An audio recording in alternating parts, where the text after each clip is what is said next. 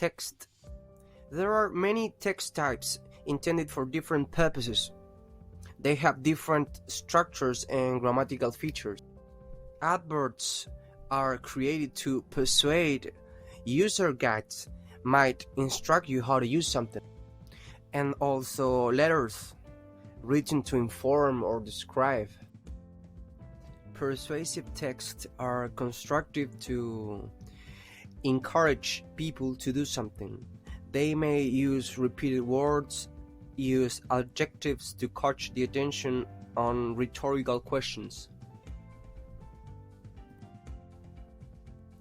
In this Oreo advertisement, we can appreciate exclamation marks, eye-catching adjectives.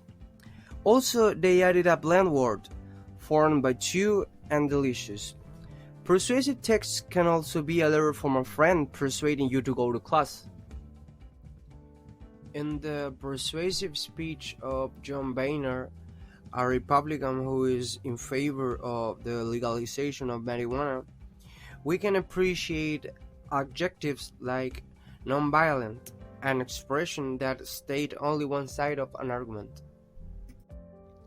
There are also instructive texts that tell people how to do something.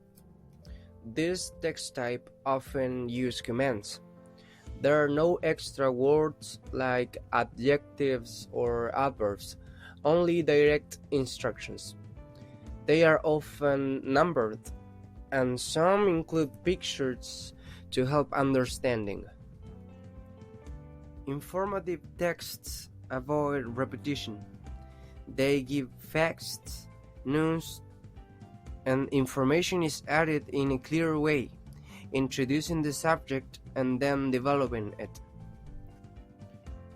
In the following piece of news from the Santiago Times, we can clearly identify the facts and information is coherent. Some of these texts might use images to add extra information. Descriptive texts tell what something is like. The writer tried to help us imagine a person, a place, or a thing. In this example, we can clearly recognize the following adjectives and adverbs. These provide a description of Laura's clothing that help us imagine her personality. Recurrence rules. In all well-written texts, there will always be elements that reappear or repeat. Those previous elements will be repeated in newly formed sentences, in something called maintenance of references.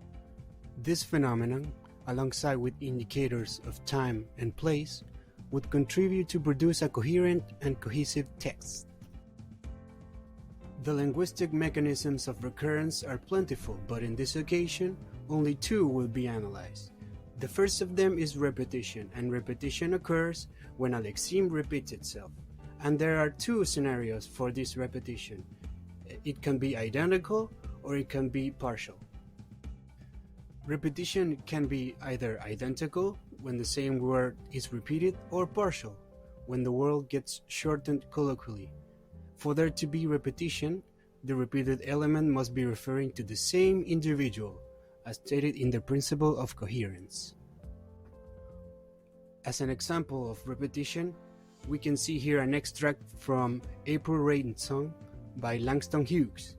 Here we can see an example of identical repetition, given that the author uses the rain to refer to the same individual. The second mechanism to be analyzed is lexical substitution. Lexical substitution consists, as the name implies, in changing or replacing a lexeme for another one. This new lexeme can be of two different natures, from the same level or from different level. As an example of lexical substitution, we have the following sentences. In number 2, there is an example of lexical substitution on a different level, given that do is a replacement for get married, and both words are related in hyperonymia.